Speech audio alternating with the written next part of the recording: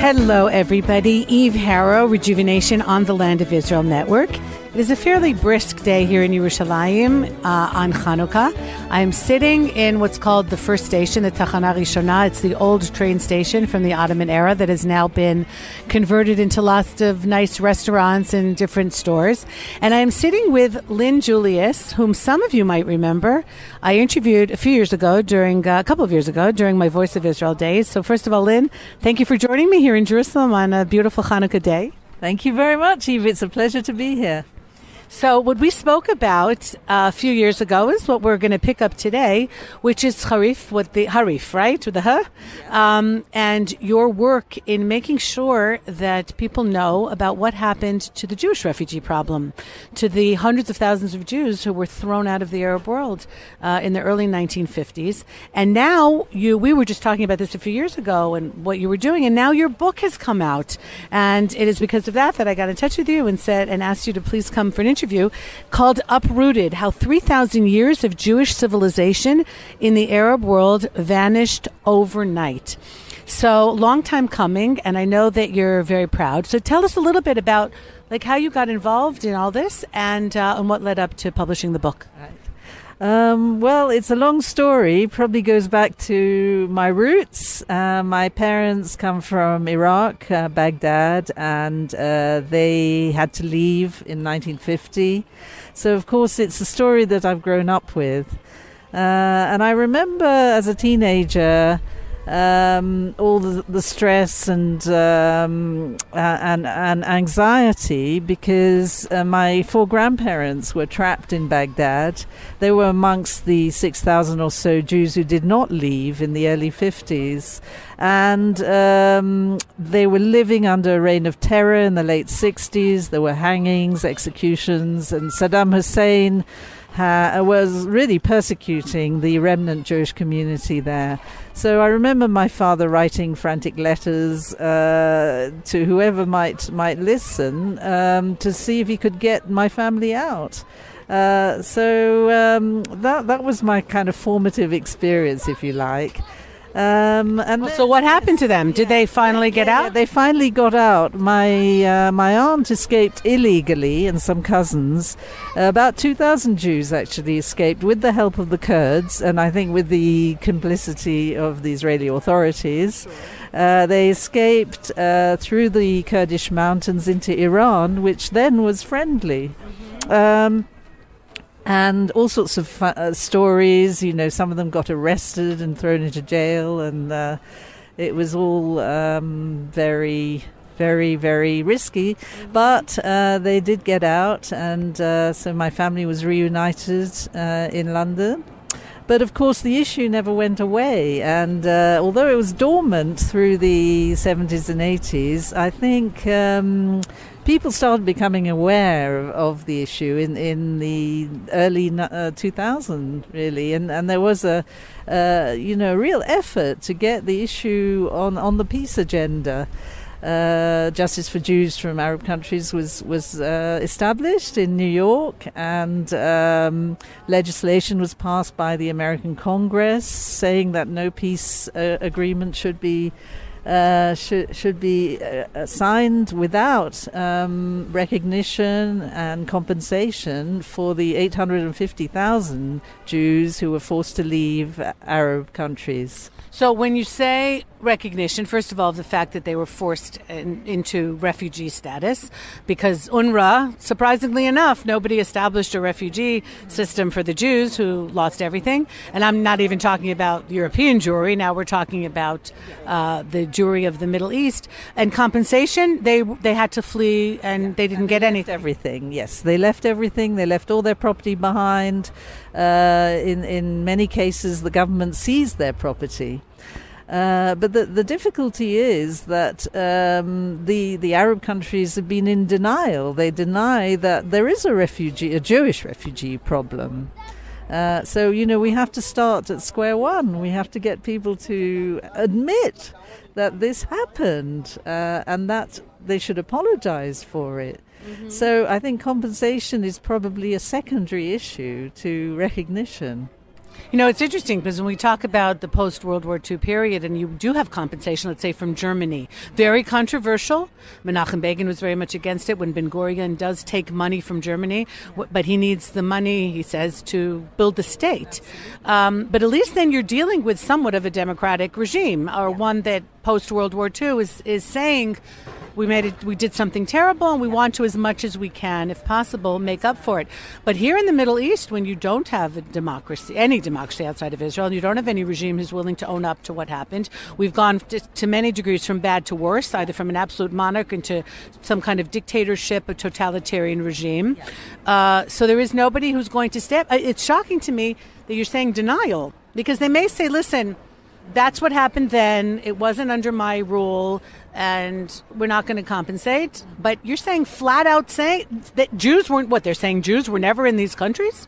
Well, there is that, and of course there was an effort in Arab countries to erase all sorts of their traces, and in to build motorways over Jewish cemeteries, that sort of thing. So there is that, but there's also a move to deny absolutely that these Jews left under duress. Exactly, they say that the Jews left of their own free will, or even better, that the Zionists forced them out. And how did they do that? Well, they let off bombs in a synagogue in Baghdad, or they rounded up all the Jews in the Atlas Mountains in Morocco and just shipped them to Israel overnight without the actual Jews really knowing what was going on. So that is the narrative, if you like, that one hears all the time from Arab countries.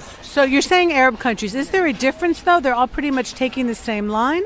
Or do you see a difference, let's say, between the monarchies versus... Is there a difference between Iran and Iraq, between Morocco and Yemen, Libya, which I don't know if Libya even exists. We can talk about Syria kind of in the past tense. I mean, the Arab world is not homogeneous either. And there are some that are being run by more Islamic fundamentalists, different than other Islamic fundamentalists. Is there a difference between the Sunnis and the Shias? So how do you kind of, we have some time, I have a very intelligent audience.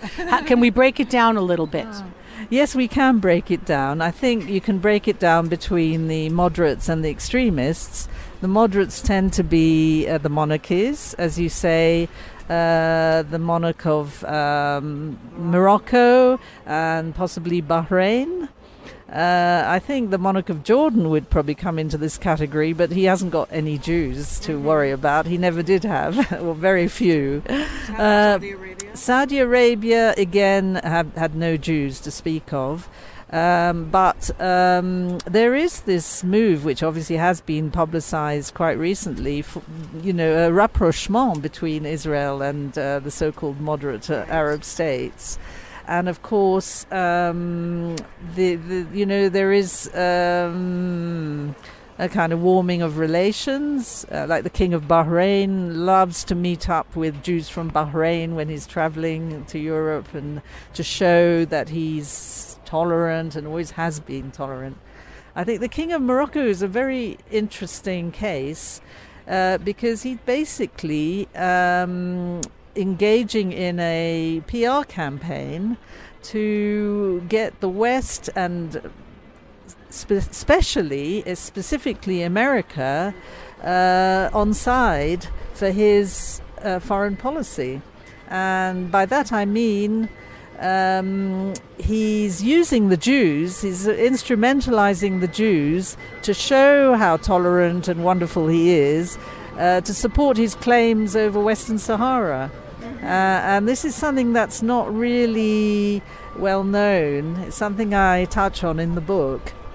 I think American Jews in particular are so bowled over by all this talk of coexistence in Morocco, and wasn't everything wonderful, and there are all these films and there are these Andalusian music festivals coming out of Morocco, basically extolling this wonderful coexistence between Jews and Arabs. But it is all public relations. I've spoken to Jews from Morocco who tell me that Morocco is possibly one of the worst places for the Jews, not one of the better places. Yeah, that's absolutely right. I mean, when you look at the pogroms that broke out in Morocco, there were more pogroms and worse pogroms in Morocco than anywhere else. It's true that the Jews were under the protection of the king of Morocco, but there is a very strong current of anti-Semitism running through Moroccan society, and there have been cases of forced conversions, probably worse in Morocco than anywhere else. Yeah. And a lot of Jews who now are from France were originally from Morocco and Algeria, and left. Yes. So they also have some stories to say. So not just ones that, fled 50 years ago, like en masse then.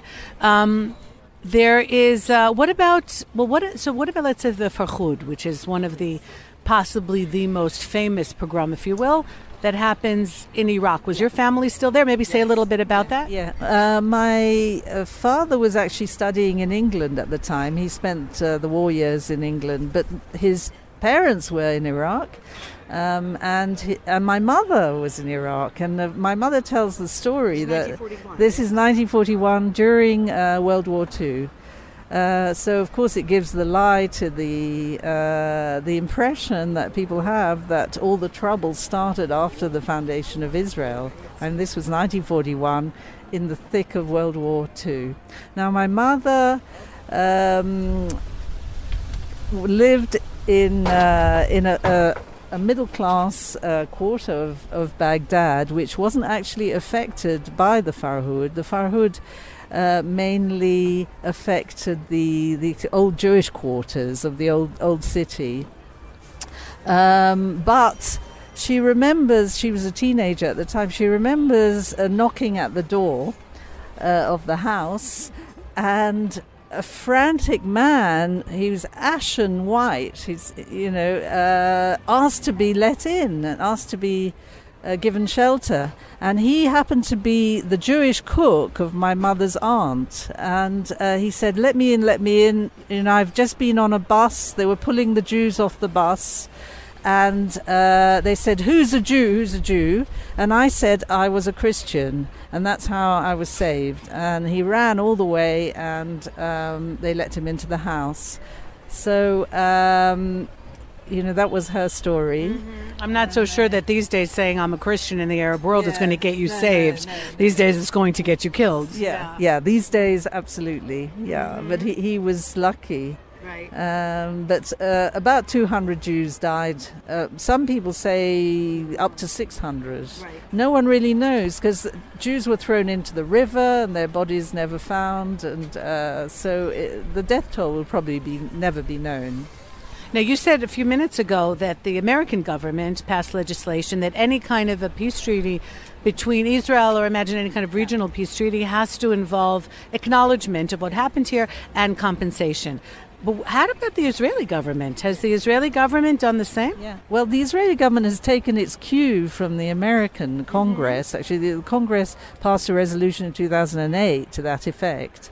But the Israeli government, the Knesset, passed a law in 2010 virtually saying the same thing, that no peace agreement can be signed without the refugee issue being on the table. Mm-hmm. So realistically speaking, it's not in the offing that we're going to have some kind of peace treaty with Iraq or Iran anytime soon that would involve this. So it's more of a like just a moral thing, like the thing to have on the record than it is practical at this point in time? It works on several levels. There is the fact that it should be part of the peace agenda. But there's also a question of raising awareness amongst the Israeli public making sure that schools teach about the history and heritage of Mizrahi Jews, who are, after all, more than half the Jewish population of Israel. So there has been this move to increase awareness. The government passed another law in 2014 designating a date in the calendar as a memorial day for Jewish refugees from Arab countries in Iran, and that date has been marked every year since, with special events, TV programs, events not just in Israel but all around the world. And my organization Harif also sort of organizes events to mark that day. And the important thing is, it means the Israeli government is now behind the Jewish refugee issue. It means that government money is going to organize awareness-raising events, and that is a very important development.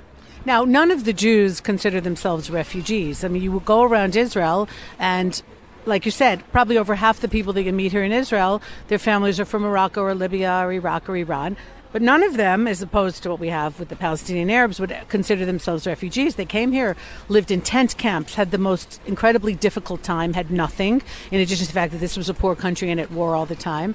Yet have pulled themselves up, and many of them have done very, very well. And middle class, whatever it is, are just part of Israel. So when we talk about compensation, it's not going to come from any kind of world body, or at this point, are the individuals asking for compensation? Are there families that still say have the papers of a house that they own in Baghdad? Yeah. And just to add to that, so let's say a Syrian family has papers from a house that they owned in Aleppo. Yeah. Well, Aleppo has all but ceased to exist anyway for anyone. So again, is there a practical level to this, or really just kind of the moral one and the awareness one? There is a practical level to this. Since the year 2000, President Clinton first put forward the idea of an international fund to compensate all refugees, not just Jewish refugees, but Palestinians as well. And the thinking behind that is that all individual refugees would receive a compensation, as Holocaust survivors have done. And that would be a very fair way of doing it, because obviously individuals would benefit. It wouldn't be like state reparations or anything. Also it means that there is a problem. There's a very big problem, which is that people cannot provide evidence or proof of their deeds. They're often left in a hurry without any evidence. Or even if they had evidence, I would imagine, for example, I have a friend from Albania, and I have other friends whose families come from Poland. Yeah. So even someone has the records, and they've been able to prove, because you're dealing with a somewhat normal government, and they've been able to get the property back or sell the property, whatever it is. But who are you going to in Libya, if you were a Libyan Jew who was thrown out in the early 1950s, and even if you have the papers and the deed to the house, there is no court system or no normal government that's fair, that you can say, okay, this is what needs to be done. I mean, you count the Middle East outside of Israel is so chaotic and so not leaning towards the individual or any kind of individual rights. That where do you go, even if you have all the papers? Yeah, no, you're absolutely right. And that's the advantage of an international fund, is that it would not depend solely on the Arab countries to contribute. In fact, Israel would make a contribution as well. And I should imagine that the Americans would make the lion's share of the contribution. So it wouldn't just be the Arabs. And of course, we're nowhere near that stage yet, because we have to be in a state of peace, or, like conflict resolution. Okay. We're not holding our breath on that. Our breath. Right. Yeah. But people do say, I mean, like the head of the umbrella organization for Jews from Arab countries, Levana Zamir, says she thinks the international fund will bring about peace, and not the other way around, That's interesting. Once you compensate not just the Jews but the Palestinians, then you take the sting out of the conflict. If it's about the money, but I think we have slightly more problems when it comes to the Muslim world, as it's not so much an economic issue as it is a religious one, and therefore I'm not so sure that compensation is going to solve it. Matter of fact, I'm pretty sure that it won't. A few months ago, I interviewed a close friend of mine. I've interviewed him a few times, Dr. Harold Rode, and he was, of course, one of the people who found the Jewish archives in Iraq and Baghdad, which has been in the news intermittently. I just saw it a couple of days ago, because Iraq wants the archives back. America took it and saved it. It had been underwater. And now Iraq is saying that it belongs to them. And, of course, the Jewish community, and I imagine your family, of course, is a part of that. The former Baghdad Jewish community is saying, as we say in Hebrew, ma pitom, like, what are you kidding? That a Torah scroll that belonged to the synagogue in Baghdad that is ransacked and stolen by Saddam Hussein should go back now to Iraq, where it really belongs to the Jews of Baghdad, wherever, let's say, most of them are. So I know that you're very familiar with this. What is your opinion about this particular issue? Well, as you say, ma pitom. I mean, it is absolutely outrageous for the Iraqi government to demand private and communal Jewish property to go back to Iraq. I mean, not just because it doesn't belong to them, but because it was seized and stolen by the Saddam regime. It's outrageous, but it's unfortunately quite typical of their attitude. They consider anything left behind by the Jews to be their national heritage. So that goes for synagogues in Egypt, Torah scrolls in Tunisia, in Yemen, all sorts of Jewish artifacts and property. So to me, this points to a deficiency in international law. I think they should revise international law to take account of oppressed minorities who have been exiled from a country, but who have no recourse under the law to recover that property. And I think the current international law, I think it's the Hague Convention, I'm not an expert, is designed to protect sort of independent states who are under colonial rule. It's designed to protect their heritage, but it has no regard for the ethnic and religious groups who are actually oppressed by those states. Very, very interesting. Yeah. So about the book, Uprooted, tell us, as we were discussing before, Martin Gilbert had written a book, In Ishmael's House, and there have been other books that have been written about the tremendous, close to 1 million people, close to 1 million Jews that are Middle Easterners, forced out of their original homes. Like Iraqi Jewry is Babylonian Jewry. As some people there, 2,700 years since the first temple is destroyed. Those are very, very deep roots, and I think that the title of your book, Uprooted, couldn't be any better. So where does your book differ here? Why? It looks like a fabulous book. I see there's also in the back, there are maps, and there's all kinds of concrete declarations and dates and things like that and statistics. So why would you encourage, is this a book more for academics or more a book for the layperson? Right. Well, I hope it'll be accessible to everybody. I hope it won't just live in an academic ghetto, but it is quite thoroughly footnoted, obviously, because this is a controversial subject, and people will turn around and say there were no Jews in the Middle East. But I do hope it does both functions. I hope it is a good read, but it's also a reference book. So as you say, it's got facts and figures in the appendices. It's also got people's stories. But what I've done in the front of the book is try to expose certain myths. The first myth is, of course, that the Jews are imposters or interlopers in the Middle East, that they're settler colonialists. The truth is the exact opposite. They were indigenous to the Middle East, as you say, in Babylon, 2,700 years. In the land of Israel. In the land of Israel, throughout the Middle East and North Africa. The Jewish populations preceded the Arab populations and preceded Islam by about 1,000 years. So this is a very important point to make. The second myth is that the Jews are identified with the European colonialists.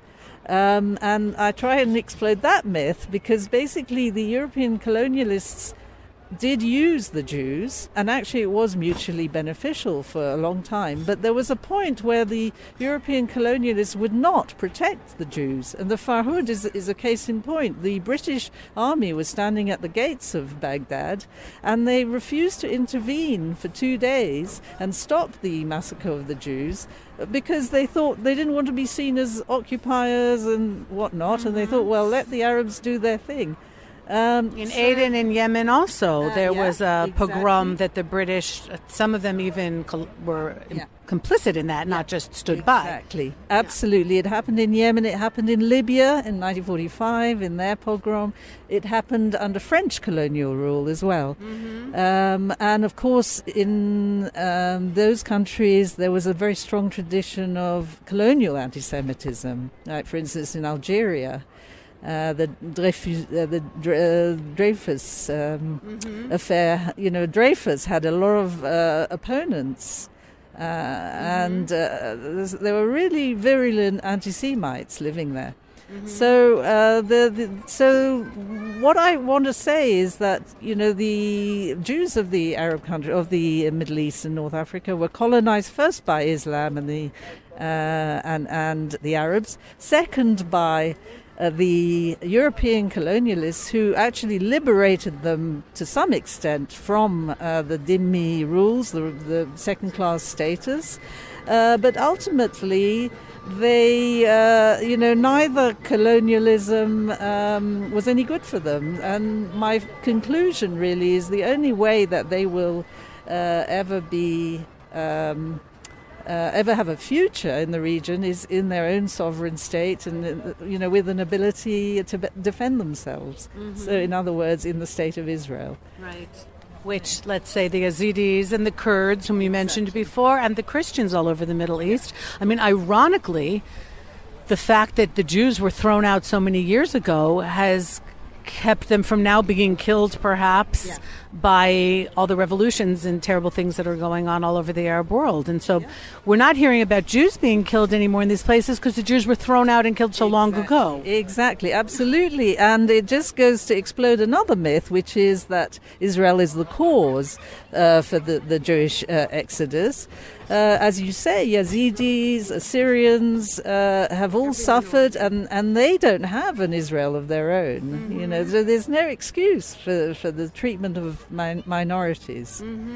Absolutely. Yeah. So where can people get the book? Because I'm going to suggest that not only Jews read this book. One of the things that's interesting here in Israel is, for example, when they take the kids to Europe, the high schoolers, they take them to Europe to see what happened during the Holocaust. There is no distinction between children whose forefathers came from Europe or who came from the Middle East. Everybody goes because of the tragedy that happened to the Jewish people. Whether your great-grandparents were killed in Auschwitz or not, it was a Jewish tragedy. And it would be interesting to see if we can now incorporate, I don't know if we wanted to take a trip to Morocco or something and do that, but, in terms of having, so I think all Jews should read this, whether your family comes from Yemen or not. You should see what happened to our fellow people. But many of my listeners are also Christians. And I think that everybody should read this book, because what happened to the Jews a few decades ago is now happening to your co-religionists in the Middle East. So this is something, sadly, we may need an Uprooted 2 in a few years, written from a Christian perspective, where communities that were a couple of thousand years old have now also lost it. We always say that the Jews are the canary in the coal mine. We're the trailer for the movie, and here you go. First the Saturday people. Yeah, that's right. That's right. I have tried to put the story in the context of the treatment of non-Muslim and non-Arab minorities in the Middle East. And as you say, the Christians are the next ones to suffer. And so this points to a fundamental dysfunction in Arab and Muslim countries. Yeah. So it's not accepting anybody who isn't exactly them. And if you're a Sunni, you're not going to do too well in the Shia countries, and vice versa, to not to put too fine a point on it. So when we were chatting for a few minutes before I started the interview, and I'm going to be in England in a week and a half or so at Limud UK, And you're going to be there too, as it turns out, promoting the book. So tell us a little bit about the sessions that you're going to be doing there. Yeah, well, as you say, I shall be promoting the book, and I've got another session which is a bit more light-hearted. It talks about the British plutocrats from Baghdad. Not many people know that there were some very wealthy Jews originally from Iraq, actually, and some of them via India, usually the Sassoon family, members of the Sassoon family, who actually were extremely influential in Britain at the turn of the century. And they had sort of colourful stories. So I'm going to tell a few of those. Oh, that's great. You'll tell me when that session is, and I'm going to pop in, because that sounds marvelous. I would love to learn from that. A bit of light relief. And then the third session is I'm going to be on a panel to discuss Balfour at 100. And I'm really delighted that they've included me, because, the final few words of the Balfour Declaration talks about that nothing should be done to prejudice the rights and political status of Jews in any other country. And of course, that was broken. So I'm glad that the organisers of this discussion have included me, so I can give a bit of perspective on what happened to the Jews in the Arab world. Terrific. And I'm delighted that I'm being included to give the perspective on the Jews now living in the heart of our homeland, in Judea and Samaria, where it all comes from. It's the biblical heartland, and so often ignored and not allowed in the discussion. So hoping to make a few waves there and start a discussion. And that's, I think, what true liberal pluralistic thought is being able to listen to somebody with whom you might not agree but want to learn from, or at least have the discussion and have the mutual respect to have that discussion. Shutting down other voices, I don't think, is really the way to go. Absolutely right. Yeah. So anything else to say? Where's the book available if people want to get it? Well, the book is available from Amazon. I hope it's in stock now. I mean, I think it's sold out in the first few weeks, but hopefully there'll be another print run. There is another print run. Okay. So, and I have a signed copy. So if you see my copy on eBay, which won't happen because I will never let it go, it's quite valuable. Uprooted by Lyn Julius. 3,000 years of Jewish civilization in the Arab world vanished overnight. We had a tough 20th century, the Jewish people, on both sides of the Mediterranean, didn't we? Yeah, we certainly did. Yeah. But here we are sitting with the noises of Jerusalem, watching the little children take their tricycles by, seeing families walking through for Hanukkah, eating the sufganiyot, and somehow, with everything that happened both in the Middle East and in Europe, we have somehow, with God's help, revived ourselves, rejuvenated ourselves, and we're here celebrating freely the battles of the Maccabees, of the Hashmonaim, in a Jerusalem that's united and even recognized by some now as the capital of the Jewish people. So miracles abound, and we are definitely back, still here, but also it's very important to remember the things that our people have gone through to make sure that the world does understand not just the tragedies of Europe, but of course the tragedies of the Middle East, and to see very clearly that really what the evil that comes against the Jews is usually not just against the Jews, but against every decent people in the world. So we like to try and behave as the light into the nations. On Hanukkah is all about our festival of lights, but I think it's important to realize that the darkness does first head towards the light. And if you want to see coming attractions against you in the bad sense, you have to see what's happening with the Jews, but also understand that God is so much here, and we see that everywhere that we are. And thank you so much, Lyn, for joining me again today. I'll see you at Limud. I will see you at Limud in Birmingham. I'm going to take an umbrella. I believe I'm going to have to take an umbrella. Yes? And thermal underwear. And thermal underwear. Okay, that's very practical advice. Thank you so much. All right, everybody. Thank you so much for listening. Again, you can always write to me, eve@thelandofisrael.com. Love hearing from all of you. And always busy and always doing things. I have had an interesting week here. I was up in Itamar with a group at the heights of the Shomron. And happy that you all share my life with me. That's why I do what I do. So take care, everybody. Be well. Chanukah Sameach, and goodbye for now.